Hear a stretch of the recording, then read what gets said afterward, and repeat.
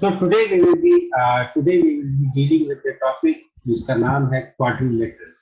So what do you mean by this term quadrilateral? जब मैं बोलता हूँ quadrilateral तो इसका मतलब क्या होता है? देखो, quad मतलब होता है four.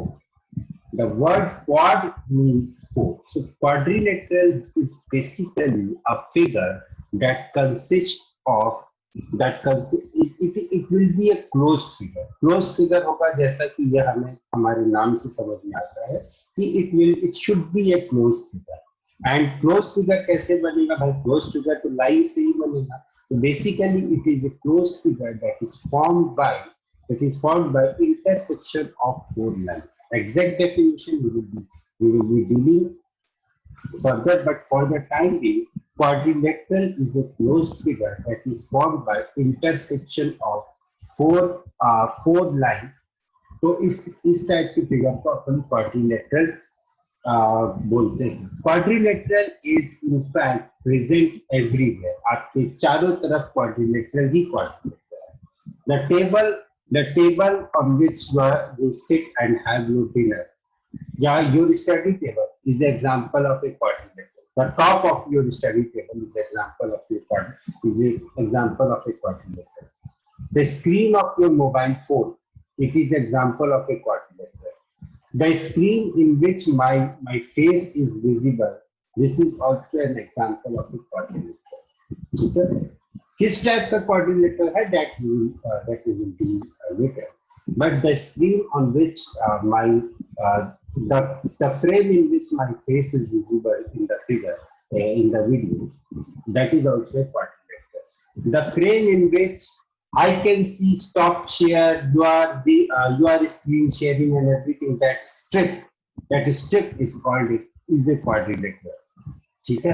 ये जो मेरे लैपटॉप की स्क्रीन है, मेरे लैपटॉप की स्क्रीन से लेके आपके फोन की स्क्रीन तक हर जगह हमारे पास सिर्फ और सिर्फ एक क्वाड्रिलेटरल ही है. हमारे पास सिर्फ और सिर्फ एक क्वाड्रिलेटरल ही है. Quadrilateral has numerous applications. ठीक है? क्वाड्रिलेटरल के कई सारे टाइप्स होते हैं. पैरेललोग्राम होता है, स्क्वायर होता है, रेक्टेंगल होता है, जो भी चीजें होती हैं that we will be doing later on. But quadrilateral is everywhere. It is in every walk of life.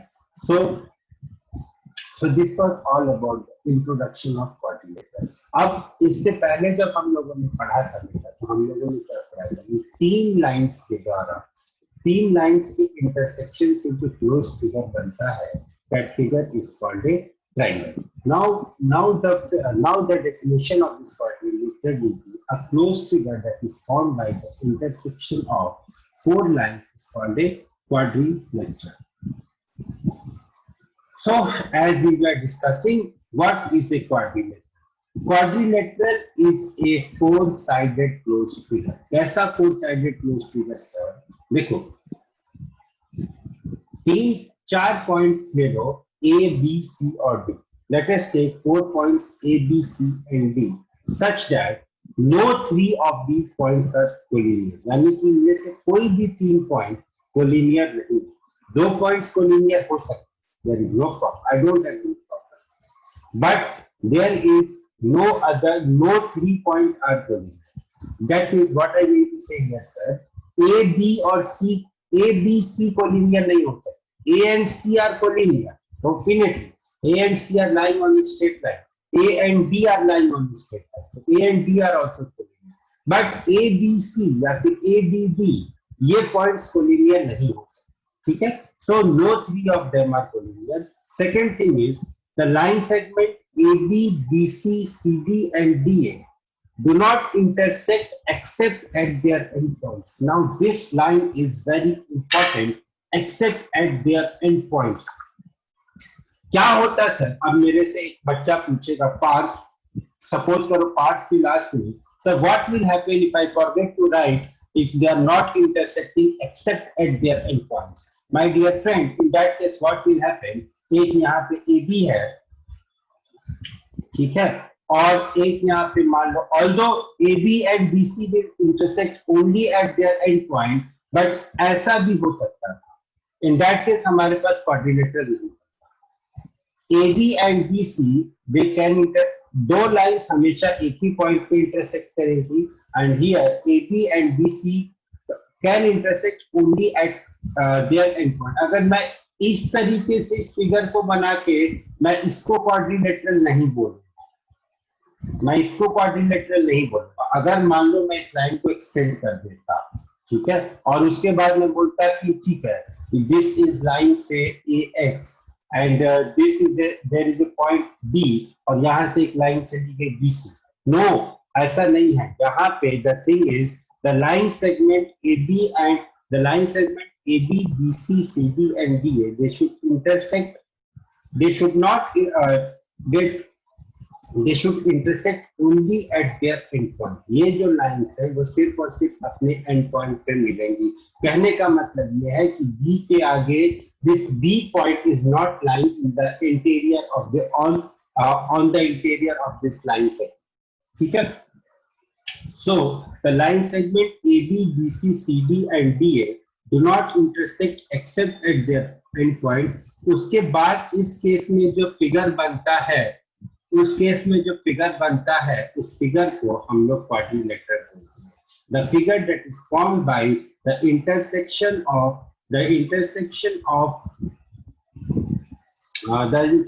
of three non-collinear points, the figure that is formed by three non-collinear 4 points such that no three of them are collinear, and further the line segments do not meet only at their end points is called a quadrilateral।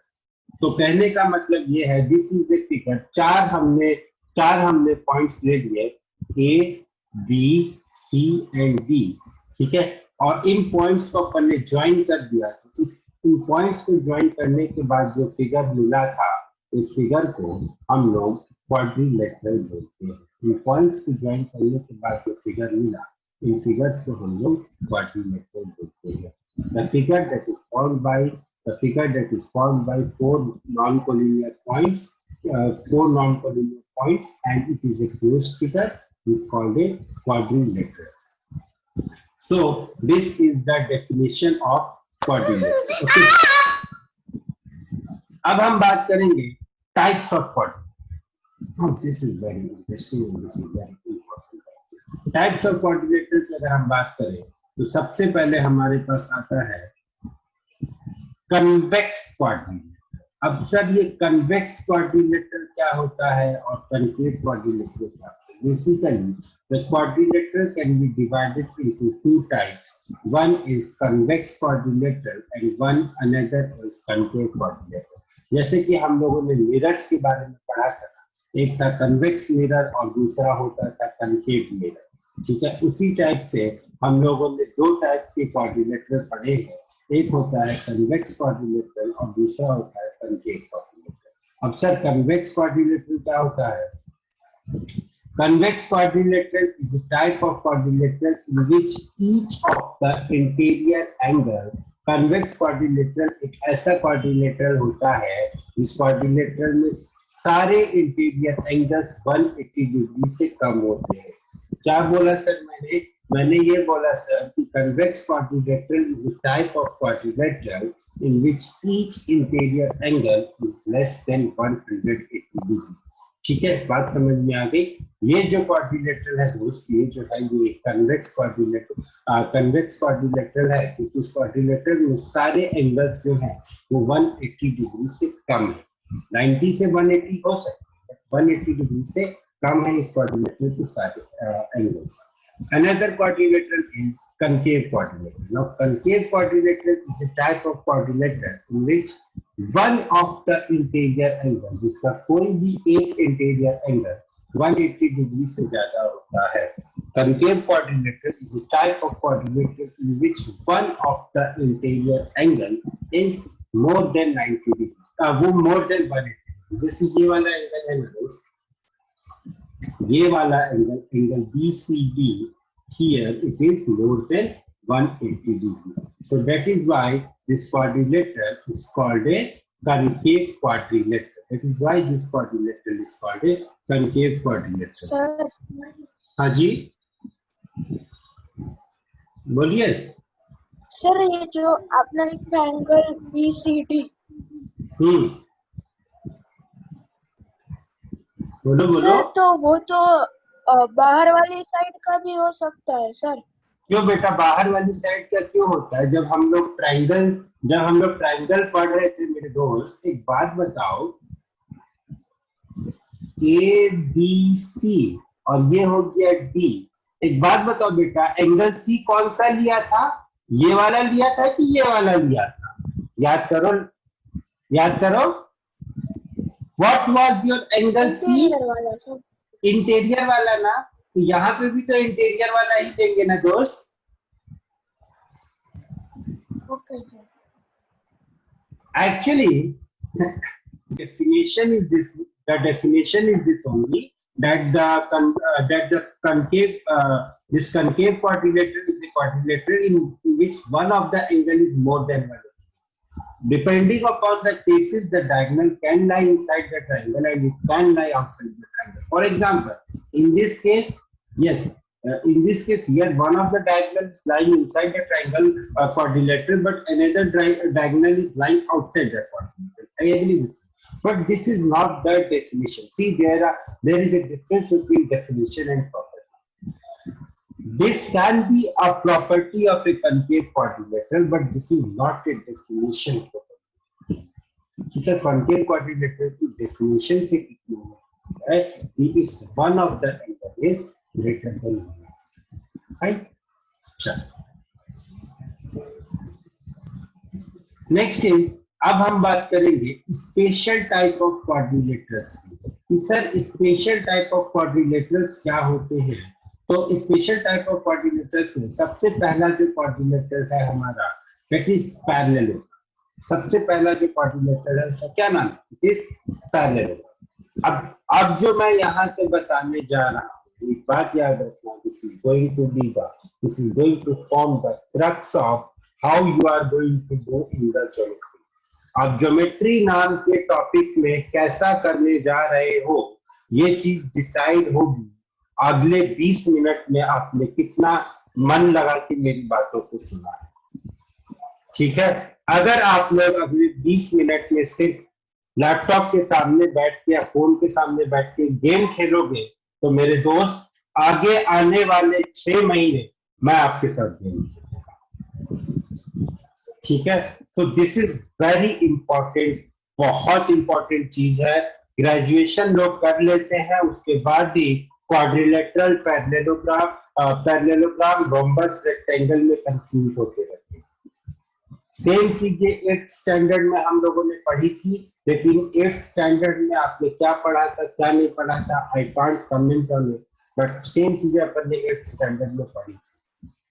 फिर से 9th standard में पढ़ रहे हैं। You should be highly grateful to the board of secondary education in India that they are again included this topic in the syllabus. So now please be attentive.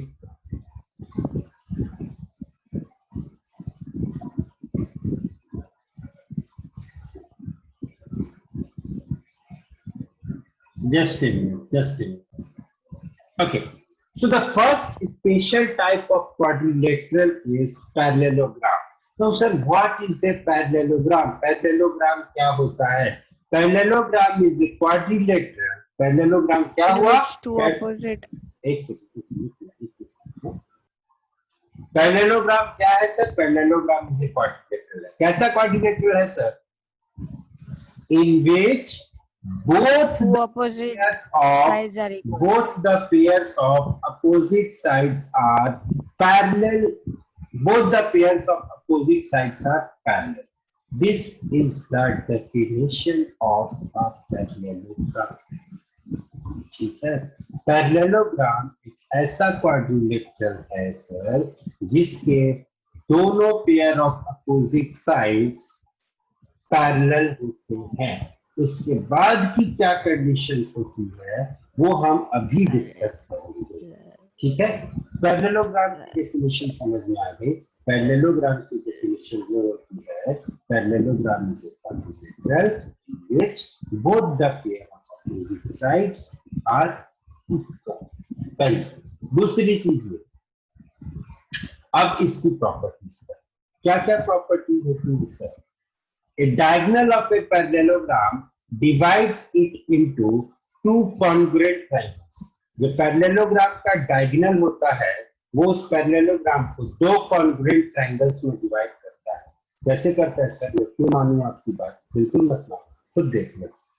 प्रत्यक्षम किम प्रमाणम, खुद देख के decide कर लो कि जो मैंने बोला वो सही बोला कि नहीं बोला। AC is a diagonal, AC diagonal को मैंने ज्वाइन कर दिया। अब can I say that triangle ABC is congruent to triangle ABC? ऐसे कैसे बोल सकते हो सर? बिल्कुल बोल सकता हूं। कैसे बोल सकता हूं सर? देखो ध्यान से सुनने की कोशिश करो। Angle 1 should be equal to angle 2, angle 1 is equal to angle 2। क्यों सर? कैसे बोल दिया आपने? Alternate interior angles between the parallel lines AB and CD. Further, angle 3 is equal to angle 4. Yes, sir. How can you say this? Again, alternate interior angles between the parallel lines AD and BC. Fine. And the transversal here is AC. So, from this I can, and further AC is common.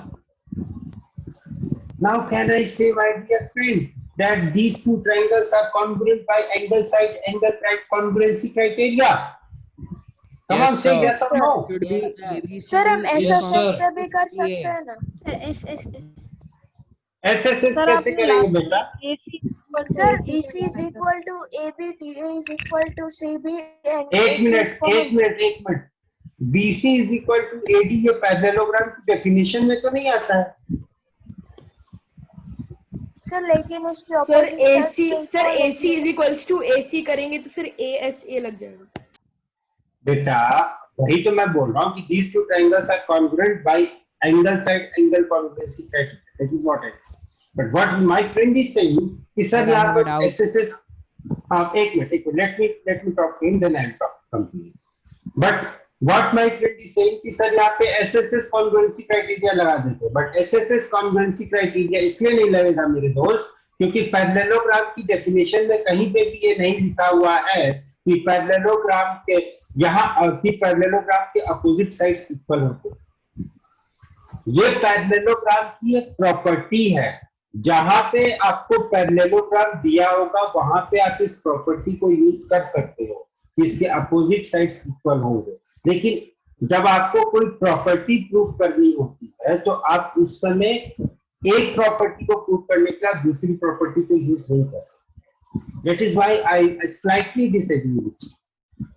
ठीक है? हाँ, कोई कुछ पूछ रहा था, पूछो। Sir, it should be triangle ABC is congruent to triangle CDA. Yeah, that mistake, that was a mistake. That was a mistake in the typing. अब ठीक है? अब ठीक है? सर नीचे AC is equals to AC कर दे। वही तो AC equal to AC तो लिखा है यार, ये तो सही है। Okay sir.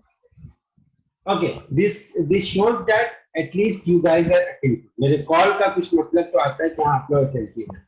So what I was saying that the by this we can prove that the diagonals of a parallelogram are divided it into two congruent triangles. अभी जब आप आगे बढ़ोगे थोड़ा सा तब आप एक और चीज पढ़ोगे कि दो कॉन्ग्रुएंट ट्रायंगल्स का जो एरिया होता है वो इक्वल होता है। ठीक है? तो इन दोनों ट्रायंगल 1 का और ट्रायंगल 2 का जो एरिया होगा that will also be equal.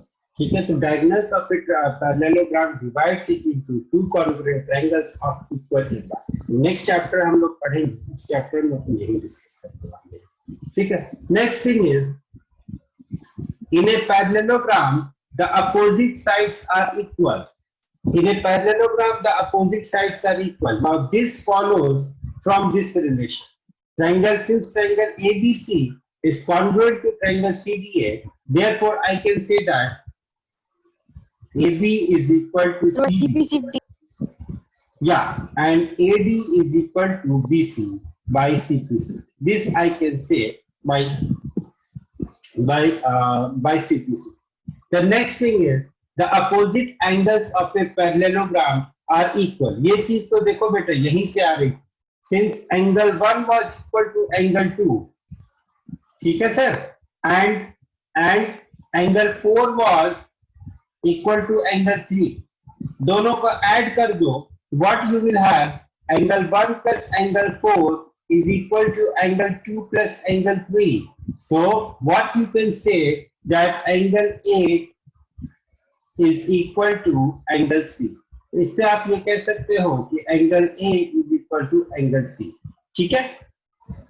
The next thing is the diagonals of a parallelogram bisect each other. अब इसको कैसे प्रूव करेंगे sir? Again, it's a very easy thing. इसको प्रूव करने के लिए क्या करो, पहले डायगोनल्स को मिला दो.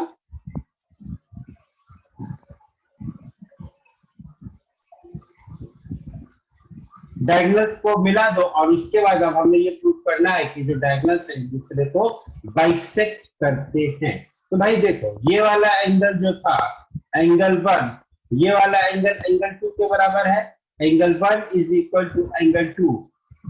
Angle 3 is equal to angle 4.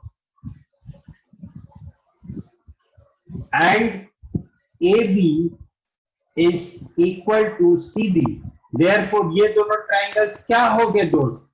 Congruent हो गए. Triangle ABO is congruent to triangle CBO. ये दोनों ट्राइंगल्स क्या हो गए मेरे? कॉन्ग्रुएंट हो गए. तो जब ये दोनों ट्राइंगल्स कॉन्ग्रुएंट हो गए, that means AO will be equal to OC and OB will be equal to OD. क्यों सर? क्यों ऐसा हुआ? By CPC.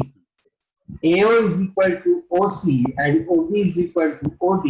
ऐसा हुआ sir because of CPC. So from here I can say that the diagonals of a parallelogram bisect each other. ठीक है? Parallelogram. हाँ बोलिए सर. अभी आपने बोला कि पैरेललोग्राम की प्रॉपर्टी जो है ऑपोजिट साइड्स आर इक्वल, वो हम यूज नहीं कर सकते, लेकिन सर अभी तो आपने यूज किया है AB is equal to CD. क्योंकि हम लोगों ने एक बार उसको प्रूफ कर दिया, उसके बाद तो यूज कर सकते हैं.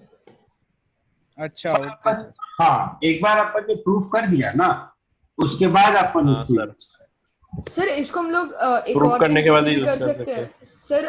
हम लोग अगर लेके sir AOB is equal to COD sir, vertically opposite angles. नहीं उस हाँ सर, वर्टिकली ऑपोजिट एंगल. नहीं बेटा, अगर आप AOB कॉन्ग्रुएंसी क्राइटेरिया पॉसिबल नहीं है ना. A कॉन्ग्रुएंसी क्राइटेरिया पॉसिबल नहीं है, इसीलिए अपन उसको that's why we will not. ठीक है?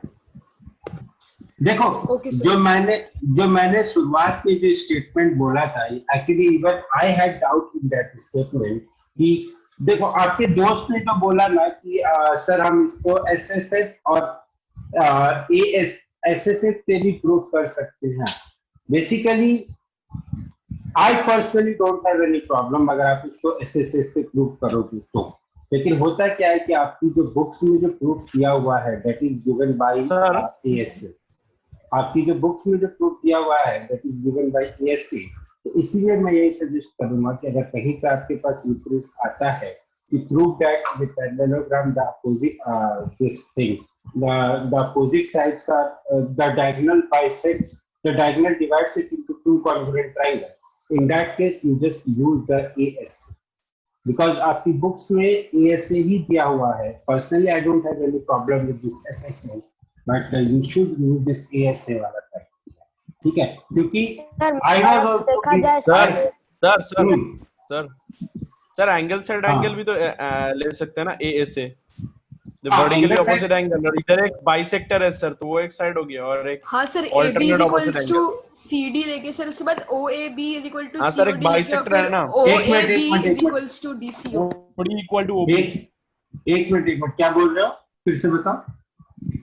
सर सबसे पहले sir AB is equals to CD, sir उसके बाद AOB is equals to COD because of vertically opposite angles. Sir उसके बाद OAB is equals to DCO because they are alternate interior angles. Sir after that ASA से हम लोग कर सकते हैं सर प्रूफ कि OAB इज कॉन्ग्रुएंट टू बेटा OCD। बेटा Side is not ASA में बेटा ASA में जो साइड होता है ना वो इंक्लूडेड साइड। ASA में जो साइड होता है ना okay sir that is the included side, right? I hope you got it. Sir AAS से कर सकते हैं। AAS से कर सकते हैं। We can go by AAS. We can go by AAS convenience. तो फिर अगर देखा जाए सर तो अगर क्या कहते हैं हम लोग यही नहीं प्रूफ कर पाए कि जो ट्रायंगल वाला जो diagonal of a parallelogram divides into two equal sorry congruent triangle sir, तो फिर हम इसकी कोई भी प्रॉपर्टी प्रूव नहीं कर पाएंगे ना सर। अभी इसीलिए तो इस प्रॉपर्टी को अपन ने सबसे पहले लिखा है। इसीलिए तो इस प्रॉपर्टी को अभी सबसे पहले लिखा है ना। That is why. See, there are सकते हैं 2 मिनट पहले क्या हुआ, क्योंकि मैं डिस्कनेक्ट हो गया था। 2 मिनट पहले हम सिर्फ प्रॉपर्टीज का डिस्कशन कर रहे थे बेटा कि कौन सी प्रॉपर्टी अपन कैसे प्रूव करेंगे, हम सिर्फ उसी का डिस्कशन कर रहे थे। So what I was saying that there are n number of ways of proving any property. आप किसी भी प्रॉपर्टी को आप ASA से प्रूव कर दो या SAS से प्रूव कर दो या EAS से प्रूव कर दो, but please don't apply any rule that is not जैसे आपके फ्रेंड ने बोला कि सर यहाँ पे अपन AS से लगा सकते हो, उसने क्राइटेरिया सही, उसने बहुत अच्छा ट्राई किया, very good, kudos to him और her, because I can't see the face, kudos to him. But बेटा आपने एक छोटी सी गलती ये कर दी, जो क्राइटेरिया नहीं होता है आपने उसी क्राइटेरिया उसको क्राइटेरिया बना दिया। So innovation is good but this type of innovation is not. और एक बात बताऊं आपको, अभी तो पिक्चर स्टार्ट हुई है मेरे दोस्त, आगे आगे चलो कितना कंफ्यूजन होता है, सारे के सारे कंफ्यूज रहो। That's why I am moving very slow. बहुत कंफ्यूजन होगा अगर चीजें ठीक से यहाँ पे क्लियर नहीं होगी, इसलिए जहां पे भी जिसको भी डाउट होना please stop me and ask. ठीक है, हाँ बोलिए। So can we say that the diagonals of a parallelogram are equal to each other? Angles of a parallelogram are equal to each other. The diagonals of a parallelogram. नहीं बोल सकते sir, diagonal एक बराबर हो। चलो सुनना, हाँ आप बोल रहे हो नहीं बोल सकते, और कौन चलो let us have a poll on this. Your friend is saying diagonals of a parallelogram are equal to each other. How many of you are saying yes and how many of you are saying no? No. No sir. Not always. Yes. No, Yes. sir. No sir. Yes. No Yes. No sir, no. Yes sir. Okay. Sir आप बोल सकते हो not always. Sir yes sir. Yes sir. Okay, yes वाले बताइए how. Parallelogram. Never. Sir देखो इसमें opposite sides are equal. Opposite side sir मैं proof कर दूं हम रॉन्ग। लोग अगर एक ट्रायंगल एक डायगोनल ड्रॉ करेंगे तो 2 ट्रायंगल्स विल बी कॉन्ग्रुएंट। और No, एक मिनट भाई, सर आपने बोला सर मैं 2 डायगोनल ड्रॉ कर देता हूँ, लो भैया कर दिया 2 डायगोनल, अब क्या करूं?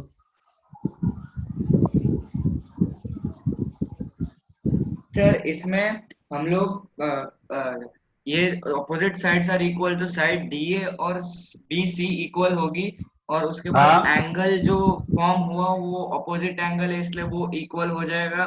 उसके बाद सर तीसरा मैं भूल गया, इसमें कॉन्ग्रुएंट ट्रायंगल्स हो जाएंगे। तीसरा याद करना। अच्छा चलो, आप तो हो गए सर सिंपल सा पॉइंट है सर। क्या सिंपल सा पॉइंट है सर? सर A और C के बीच में सर डिस्टेंस ज्यादा है और सर D और B के बीच में डिस्टेंस कम है। डिस्टेंस कम भी होता है। Don't give such a logic in mathematics class, please बेटा, प्लीज।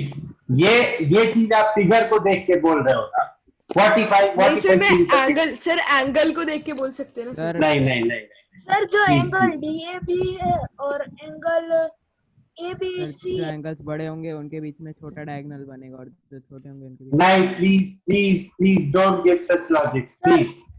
सर हाँ। हमें ये प्रूव करना था ना कि जो एंगल ट्रायंगल DAB है वो कॉन्क्रीट। बेटा मेरे को ये प्रूव करना है कि AC is equal to BD।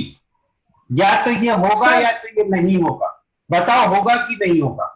Sir वो नहीं होगा क्योंकि सर एंगल B जो होगा वो एंगल A और एंगल B वो दोनों डिफरेंट होंगे, इसीलिए उन दोनों के सामने वाली जो साइड होगी वो भी डिफरेंट होगी। सर सामने वाली जो ऑपोजिट साइड होगी उसमें वेरिएशंस आएंगे due to variations in angle. Sir उनका जो इंटरसेक्शन पॉइंट है सर, अगर उसको हम लोग O मान ले और सर ऐसे ट्रायंगल बनाए ADO और BCO सर वो भी कॉन्ग्रुएंट प्रूव ही नहीं हो सकते सर। नहीं सर, यहाँ पर हम लोग सर एक प्रॉपर्टी लगा सकते हैं सर, अगर हमारा बोलो बोलो। हाँ सर मैं हमारा एक मिनट। हाँ बोलो क्या प्रॉपर्टी लगाओगे? सर अगर हमारा एंगल बड़ा है तो उसकी जो सामने वाली साइड होगी वो बड़ी होगी, सर एंगल छोटा है तो उसके सामने वाली साइड छोटी होगी। तो सर यहाँ पे एंगल जो B है सर वो ज्यादा बड़ा है, तो इसलिए इसका जो हाइपोटेनियस सर मतलब जिसकी ऑपोजिट साइड होगी वो ज्यादा बड़ी है, और सर A की जो साइड है सर एंगल है वो छोटा है, तो इसलिए उसके सामने वाला छोटा होगा। बट ये आपको किसने बोला कि एंगल B जो है वो बड़ा है और एंगल A जो है वो छोटा है? सर मैं बोलूं सर? हाँ बोलो। सर इधर हम दो ट्रायंगल मान सकते हैं, ट्रायंगल ABC और ट्रायंगल BDC। तो सर हमें ये पता है कि सर जो ओपोजिट एंगल्स है वो इक्वल होते हैं, लेकिन जो एडजेसेंट एंगल्स है जो आजू बाजू के सर जो दो एंगल्स है वो इक्वल नहीं होते। तो सर एंगल B और एंगल C कभी इक्वल नहीं होंगे। तो सर अगर दोनों एंगल इक्वल नहीं है तो सर जैसे कि AB is equal to DC और BC तो दोनों में कॉमन ही है सर। तो जैसे कि एंगल B और एंगल C अलग हो गए तो ये AC और BD का भी ये अलग हो जाएगा लेंथ। देखो डायगोनल्स जो होते हैं पैरेललोग्राम पर्टिकुलर के जो डायगोनल्स होते हैं वो इक्वल नहीं, ठीक है। In fact the difference between parallelogram and other quadrilaterals is because of this diagonal length. Parallelogram के जो डायगोनल्स होते हैं वो unequal लेंथ के होते हैं, बस parallelogram has just a special thing is that the thing that is special here is that diagonals of the parallelogram bisect each other, that's it. इसके अलावा कुछ नहीं। अपन ऐसा नहीं बोल सकते कि पैरेललोग्राम के जो डायगोनल्स हैं वो इक्वल होंगे। देखो मैथमेटिकली अगर आप देखना चाहो यहाँ आप देख सकते हो कि आपको दो ट्रायंगल्स को कॉन्ग्रुएंट प्रूव करना पड़ेगा। कौन कौन से दो ट्रायंगल्स को करना पड़ेगा सर? एक तो इस वाले ट्रायंगल को करना पड़ेगा और दूसरा इस वाले ट्रायंगल को करना पड़ेगा। अगर ये दोनों ट्रायंगल किसी तरीके से कॉन्ग्रुएंट प्रूफ हो जाते तो शायद मैं कह सकता था कि AC is equal to BD होगा, लेकिन ये दोनों ट्रायंगल्स कॉन्ग्रुएंट नहीं है because I am getting only two conditions. The third condition is missing. I'm getting only two conditions. Angle B और ABC इक्वल नहीं होंगे ना? हाँ, एंगल B और एंगल C इक्वल नहीं होंगे। I'm getting only two conditions. The third condition is missing.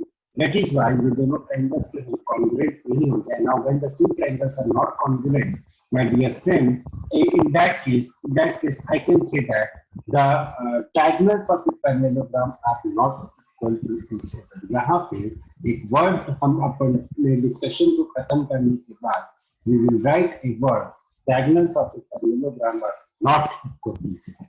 And एक बात बताओ why I gave you so much of time in discussing these things, because my dear friend जब आप exam में बैठोगे ना, जब आप एग्जाम में अपीयर होगे आपसे इसी टाइप के क्वेश्चंस पूछे जाएंगे। आपके पास डिफरेंट कंडीशंस होगी, क्या पैरेललोग्राम के डायगोनल्स इक्वल होते हैं, क्या पैरेललोग्राम की साइड्स इक्वल होती है, ये होता है वो होता है, बहुत सारे कंडीशंस होंगे। आपको क्या करना है, you have to apply, and this is called the analytical approach in geometry. Geometry is more of a analytical subject. वहां पे आपको चीजों को सोच के करना पड़ता है। पॉलिनोमियल्स में क्या होता है, if you know the formula you can solve the topic, if you don't know the formula you can't solve the topic, चाहे कुछ भी कर। But the beauty of geometry is, even if you don't know the topic, even if you don't know the formula, with using your analytical skills, you can solve this. ठीक है? This is the beauty of geometry. चलो आगे बढ़ते हैं. Let us move forward. तो अपन जो है, we were talking about special type of quadrilateral. तो अगला जो quadrilateral होता है दोस्त, इसका नाम है rectangle. अब सर ये rectangle क्या है सर? ना what is a rectangle? Rectangle is a parallelogram. Rectangle is a parallelogram in which each of the angle is a right angle. इसकी डेफिनेशन में अगर वो सिर्फ इतना बोल देते ना कि rectangle is a parallelogram in which one angle is 90 degree, then also the definition was equally correct. क्या कहा मैंने sir? Rectangle is a parallelogram in which one angle is 90 degree. कैसे सर? कैसे आपने ये कैसे कह दिया कि अगर वन एंगल 90 डिग्री होता तो भी ये डेफिनेशन करेक्ट थी? अरे भैया देखो ना यहाँ से सर, क्योंकि वो पैरेललोग्राम है ना, तो वो अपोजिट एंगल इक्वल हो गए तो 90 तो ये पैरेलल हो जाएगी. पैरेललोग्राम में तो अपोजिट एंगल्स इक्वल होंगे, तो वहां पे 90 डिग्री हो गया. सर तो फिर एंगल सी फिर हम लोग 180 डिग्री से सबट्रैक्ट करके एंगल डी निकाल लेंगे और उससे ऑपोजिट एंगल में डी निकाल. और उसके बाद एंगल सी और एंगल डी जो है वो interior angle on the same side of transversal है, तो वो दोनों एंगल्स क्या होंगे? सप्लीमेंट्री होंगे. तो अब एंगल सी मुझे 90 डिग्री पता है, तो एंगल डी भी मेरे को 90 डिग्री पता चल गया ना, इसीलिए वो डेफिनेशन मेरी correct. That is why that definition. Sir ये रेक्टेंगल और स्क्वायर की रेक्टेंगल की डेफिनेशन से हम स्क्वायर को डिफरेंशिएट नहीं कर पा रहे सर. स्क्वायर में भी सारे एंगल राइट ही होते हैं. शांत हो जाओ दोस्त, शांत. जस्ट वेट अभी स्क्वायर से पहले एक और क्वाड्रिलेटरल है, इसके बाद अपन स्क्वायर. शांत हो जाओ. So a rectangle is a parallelogram in which each of its angle is a right angle.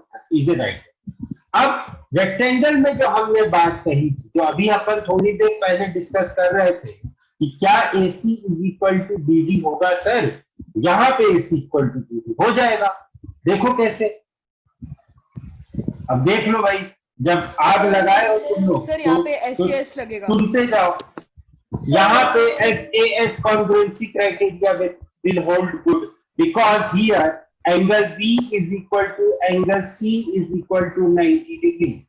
पिछले केस में प्रॉब्लम तो यही थी ना कि we don't have any idea of angle B and angle C. इसीलिए हम ये कह रहे थे कि AC was not equal to BD. यहाँ पे we have, हमें दिया हुआ है कि AC is equal to BD. So that is why I can say here, यहाँ पे हमें ऑलरेडी दिया हुआ है कि अगर B is equal to C, that is why I can say that the diagonals of a rectangle are equal in length. ठीक है? So अब diagonal सर ये ऐसे कैसे होगा? आप एक बार सारे वो मेजरमेंट बता दो ना. बेटा AB जो था वो CD के इक्वल था, opposite sides of a parallelogram. Angle B जो है वो एंगल C के बराबर है 90 डिग्री, और BC जो है वो कॉमन है. सो can I say that triangle ABC is congruent to triangle DCB.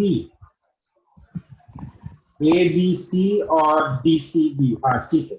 ABC और DCB, क्या ये दोनों ट्रायंगल्स कॉन्ग्रुएंट हो सकते हैं? अगर ये दोनों ट्रायंगल्स कॉन्ग्रुएंट होंगे मेरे दोस्त, तो AC will be equal to B. ठीक है? So that is how I can say that the two triangles are congruent to each other, and since the two triangles are congruent to each other, so I can also say that the diagonals are equal in length. So I can say that AC will be equal to BD. इस तरीके से अपन कह सकते हैं. इस तरीके से you can say that AC will be perpendicular bisectors भी होंगे ना? क्या? इसके डायगोनल्स परपेंडिकुलर बाइसेक्टर्स भी होंगे. हाँ, that we will see that whether yes the diagonals will be perpendicular to each other. ये अपन आगे जब प्रॉपर्टी पढ़ेंगे तो then we will see what are the other properties here. But for the time being, what I can say here that a rectangle is a parallelogram in which each of its angle is 90 degree. पहली चीज, दूसरी चीज यहाँ पे ये है कि each of its angle is 90 degree and the diagonals are equal in length. ठीक है? इसको पाइथागोरस से भी प्रूव कर सकते हैं ना? Next is rhombus. अगला आता है rhombus. ठीक है? Now rhombus is a parallelogram in which all its sides are equal. Rhombus एक parallelogram होता है जिसके सारे sides equal in length होते हैं. Rhombus क्या होता है sir? Rhombus is a parallelogram. कैसा parallelogram होता है सर? जिसके सारे sides equal होते हैं. So if ABCD is a rhombus, in that case AB will be equal to BC, it will be equal to CD, this will be equal to DA. ठीक है? If ABCD is a rhombus, in that case AB will be equal to BC, which will be equal to CD, which will be equal to DA. और एक चीज और है कि rhombus के जो diagonals होते हैं वो perpendicular होते हैं एक दूसरे के. The diagonals of a rhombus are perpendicular to each other. ठीक है? तो हाँ बोलिए. जो रेक्टेंगल के आपने बोला कि दो डायगोनल्स इक्वल होते हैं सर, वो पाइथागोरस से भी प्रूव कर सकते हैं? हाँ कर सकते. The diagonals of the rhombus are perpendicular to each other. This is a property of rhombus. ठीक है? तो rhombus के जो diagonals होते हैं, अब rhombus के diagonals की प्रॉपर्टी क्या हो गई? क्योंकि rhombus एक parallelogram था, तो rhombus के diagonals एक दूसरे को bisect करेंगे. Diagonals will bisect